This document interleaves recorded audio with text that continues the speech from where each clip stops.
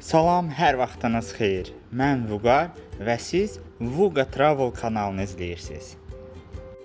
Bu gün Moskvadan qatarla Sankt-Peterburq şəhərinə yollanıram. Çoxdan görmək istədiyim yerləri səyahət edəcəm və gördüklərimi sizinlə bölüşəcəm. Bugünkü tarix 30 iyul 2026-cı il. Vağzaldan çıxaraq yaxınlıqdakı metro stansiyasına doğru gedirəm. Burada şəhər nəqliyyatından rahat istifadə etmək üçün 3 günlük limitsiz bilet alıram. Bu bilet təkcə metroya deyil, həm də avtobus, trolleybus, tramvaya da aiddir. Yəni 3 gün ərzində Sankt-Peterburqun ictimai nəqliyyatından limitsiz şəkildə istifadə etmək mümkündür. Metrodan çıxaraq Sankt-Peterburqun məşhur su yollarından biri olan Fontanka çayına doğru gedirəm. Şəhəri fərqli tərəfdən kəşf etmək üçün ilk olaraq teplokada, yəni qayıq gəzintisinə qoşulacağıq. Sankt-Peterburq təkcə möhtəşəm binaları və tarixi küçələri ilə deyil, həm də çoxsaylı çaylar və kanalları ilə məşhurdur. Gəzintimizə Fontanka çayından başlayırıq. Sankt-Peterburqa çox vaxt şimalın Venesiyası deyirlər. Bunun səbəbi şəhərdə çoxlu sayda çayların və kanalların olmasıdır. Necə ki, İtaliyanın Venesiya şəhəri su yolları ilə məşhurdur. Sankt-Peterburq da öz çayları və körpüləri ilə seçilir. Marşrutumuzun boyunca şəhərin tarixi mərkəzlərindən keçəcəyik.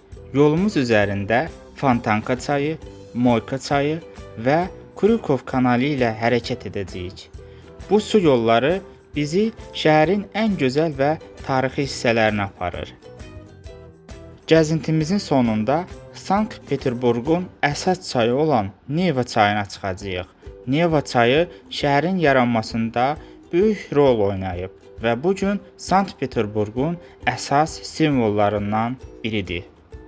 Fontanka çayı Sankt-Peterburqun ən məşhur kiçik çaylarından biridir.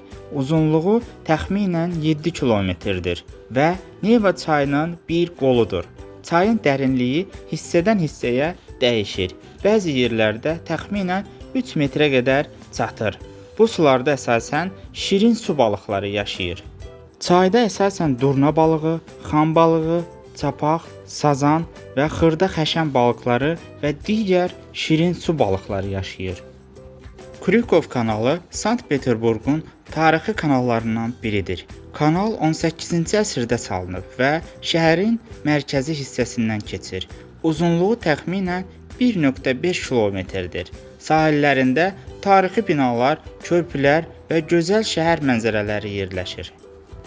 Səyahətimizi Moyka çayı boyunca davam etdiririk. Moyka Sankt-Peterburqun mərkəzindən keçən kiçik, amma tarixi əhəmiyyətli çaylardan biridir. Uzunluğu təxminən 5 kilometrdir. Çayın sahillərində çoxlu tarixi binalar yerləşir. Çayda əsasən şirin su balıqları yaşayır. Burada xam balığı, çapaq, xəşən və kiçik çay balıqları rast gəlinir. Moyka çayı kiçik ölçüsünə baxmayaraq Sankt-Peterburqun tarixini və gözəlliyini göstərən ən maraqlı yerlərdən biridir. Şəhərdə demək olar ki, hər küçənin, hər binanın öz maraqlı hekayəsi var. Sahildə gördüyümüz tarixi binaların bir çoxu 18 və 19-cu əsrlərdə tikilib.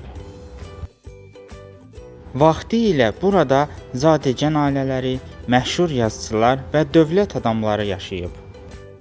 Sankt-Peterburqun ən maraqlı xüsusiyyətlərindən biri odur ki, şəhər bataqlıq ərazilərdə salınmasına baxmayaraq, bu gün dünyanın ən gözəl şəhərlərindən birinə çevrilib. İndi isə Sankt-Peterburqun simvoluna çevrilmiş Neva çayına çıxırıq. Neva çayı şəhərin sadəcə su yolu deyil, onun tarixinin əsas hissəsidir. Məhz Nevanın sahilində 1-ci Pyotr 1703-cü ildə yeni paytaxt şəhərinin əsasını qoydu. Neva çayı Ladoqa gölündən başlayır və Fin körfəzinə, yəni Baltik dənizinə tökülür. çayın uzunluğu təxminən 74 kilometrdir. Sankt-Peterburqun ərazisində isə Nevanın uzunluğu təxminən 30 kilometrdir. Bəzi yerlərdə çayın eni 1 kilometrdən çox olur. Neva çayının sahillərində şəhərin ən məşhur tarixi binaları yerləşir. Qış sarayı, Ermitaj, Pyotr və Pavel qalası, Admirallıq binası, xüsusilə ağ gecələr zamanı Neva üzərində körpülərin açılması Sankt-Peterburqun ən simvolik mənzərələrindən birinə çevrilir. Sankt-Peterburqa gələn hər bir turist mütləq Nevanın sahilinə çıxır və şəhərin əsl ruhunu burada hiss edir. Neva çayında gözəl mənzərələrdən zövq aldıqdan sonra qısa bir fasilə veririk. Enerjimizi toplamaq üçün kafeyə yollanırıq. Fasilədən sonra səyahətimizi davam etdiririk. Qarşıda bizi Sankt-Peterburqun daha bir maraqlı məkanı gözləyir. Bu şəhərdə hər küçənin, hər binanın arxasında 100 illərlə yaşı olan bir tarix gözləyir. İndi isə Sankt-Peterburqun ən maraqlı muzeylərindən biri olan Faberje muzeyinə gəldik. Muzey şəhərin tarixi mərkəzində 19-cu əsrdə tikilmiş Şuvalov sarayında yerləşir. Muzey məşhur zərgər Karl Faberjenin əsərlərinə həsr olunub.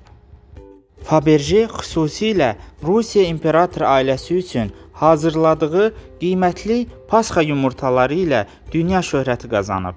Bu kiçik sənət əsərlərinin içində gizli sürprizlər olurdu və onlar imperator ailəsi üçün xüsusi hədiyyə kimi təqdim edilirdi.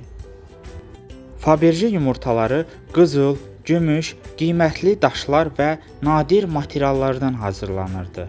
Onların hazırlanmasında ən peşəkar ustalar çalışırdı və hər bir əsər böyük zəhmət və incəlik tələb edirdi. Faberje yumurtaları sadəcə bəzək əşyası deyil, onlar dünyanın ən qiymətli sənət əsərlərindən hesab olunur. İlk Faberje yumurtası 1885-ci ildə Rusiya imperatoru 3-cü Aleksandr tərəfindən həyat yoldaşı Mariya Fyodorovnaya pasxa hədiyyəsi kimi sifariş edilmişdir. Bu hədiyyə o qədər bəyənilir ki, sonradan hər il yeni bir yumurta hazırlanmağa başlayır. Daha sonra bu ənənəni imperator 2-ci Nikolay da davam etdirir. Bu yumurtaların bahalı olmasının bir neçə səbəbi var. Əvvəla onlar qızıl, platin, almaz, yaqut, zümrüd və digər qiymətli daşlardan hazırlanıb. İkinci isə hər yumurta tamamilə əl işidir və hazırlanma bəzən bir ildən çox vaxt aparırdı. Ən maraqlı xüsusiyyəti isə odur ki, Faberje yumurtaların içində gizli bir sürpriz olurdu. Bu kiçik qızıl fayton, saat, tac, qatar və ya imperator ailəsinin miniatür portreti də ola bilirdi. Ümumilikdə imperator ailəsi üçün 50 imperator Faberje yumurtası hazırlanıb. Bu gün onların 43-ünün yeri məlumdur. 7-si isə hələ də itkin hesab olunur. Dünyanın müxtəlif muzeylərində və şəxsi kolleksiyalarında saxlanılır. Bu gün orijinal Faberje yumurtaların qiyməti 10 milyonlarla dollara çatır. Bəzi nümunələr hərraslarda 30 milyon dollardan çox qiymətə satılıb. Onların dəyəri təkcə istifadə olunan qiymətli materiallara görə deyil, həm də tarixi, nadirlik və bənzərsiz sənətkarlığı ilə bağlıdır. Faberje muzeyi təkcə məşhur imperator yumurtaları ilə tanınmır. Burada 4000-dən çox eksponat nümayiş olunur. Muzeydə qızıl və gümüşdən hazırlanmış qablar, zərgərlik məmulatları, qiymətli daşlarla bəzədilmiş saatlar, ikonalar, siqaret qutuları, gümüşü çay dəstləri, kiçik heykəllər və imperiya dövrünə aid dekorativ sənət əsərləri də var. Muzeyin özü ayrıca bir sənət əsəridir. Burada yerləşən Şuvalov sarayının dəbdəbəli zalları, tavan bəzəkləri və tarixi interyeri eksponatlar qədər diqqət çəkir. Buna görə də Faberje muzeyində gələn təkcə qiymətli əşyaları deyil, həm də Rusiya imperiya dövrünün zəngin memarlığını və incə sənətini yaxından görmək imkanı əldə edirlər. Bu muzeyi ziyarət etdiyim üçün həqiqətən çox sevindim. Muzeyi gəzdikdən sonra çıxış hissəsində yerləşən suvenir mağazasına da baş çəkmək mümkündür. Burada Fabergé yumurtalarının kiçik surətlərini, maqnitlər, açarlıqlar və hədiyyəlik əşyalar almaq mümkündür. Fabergé muzeyini gəzdikdən sonra yolumuzu şəhərin ən məşhur məkanlarından birinə, Rostral sütunlarının yerləşdiyi meydana salırıq. Buradan Neva çayını, Qış sarayını, Ermitajı və şəhərin tarixi mərkəzini eyni anda seyr etmək mümkündür.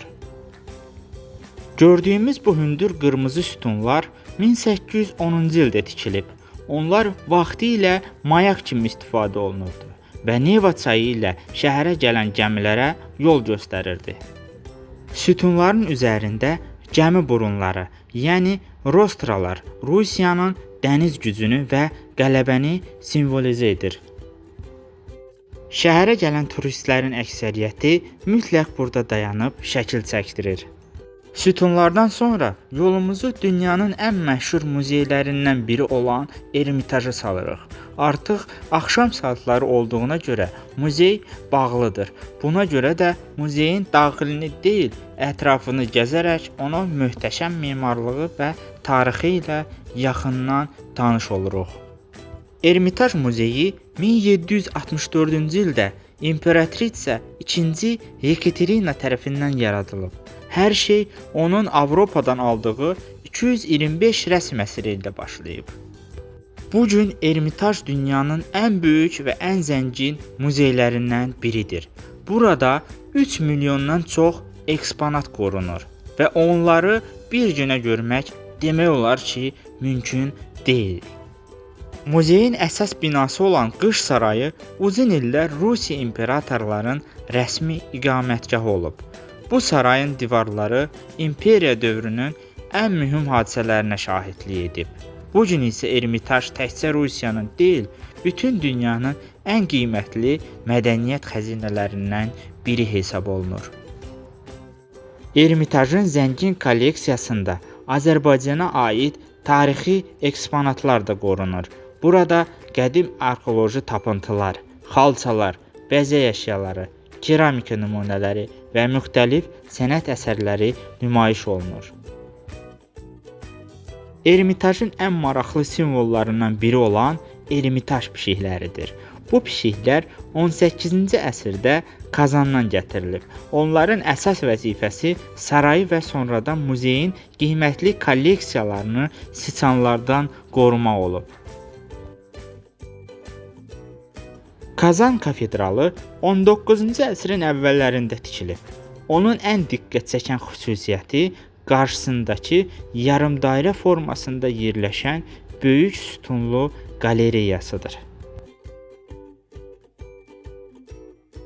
Nevski prospekti 18-ci əsrdən başlayaraq Sankt-Peterburqun əsas küçəsi kimi inkişaf edib. Bu küçə şəhərin mədəni və ticarət mərkəzinə çevrilib. Küçə boyunca tarixi binalar, kitab mağazaları, kafelər və məşhur abidələr yerləşir. Sankt-Peterburq gəzintimizin növbəti dayanacağı Laxta Center ərazisidir. Şəhərin daha müasir simasını görmək üçün buraya gəlirik. Laxta Center Rusiyanın ən hündür göydələnidir və Sankt-Peterburqun yeni simvolların birinə çevrilib. Bu dəfə binanın içinə daxil olmuruq. Sadəcə ətraf ərazini gəzir, möhtəşəm memarlığa və mənzərəyə baxırıq. Bu ərazi xüsusilə axşam saatlarında gözəl görsənir. Laxta Center həm də Finlandiya körfəzinin sahilində yerləşir. Buradan Baltik dənizinin bir hissəsi olan körfəzin geniş mənzərəsini görmək mümkündür.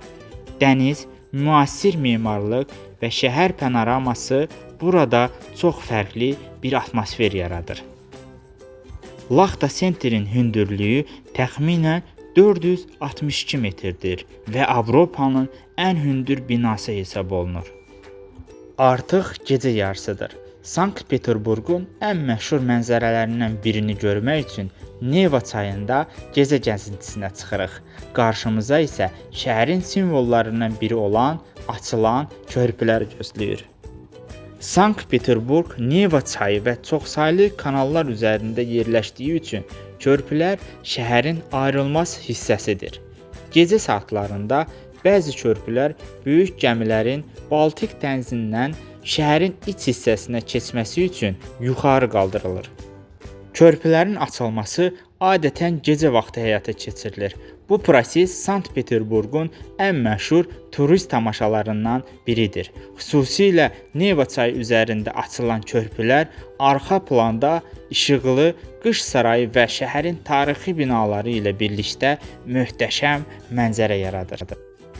Sankt-Peterburq səyahətimizin sonuna çatdıq. Yeni bir səyahətdə görüşənə qədər hörmətlə Vuga Travel. Sağ olun, salamat qalın.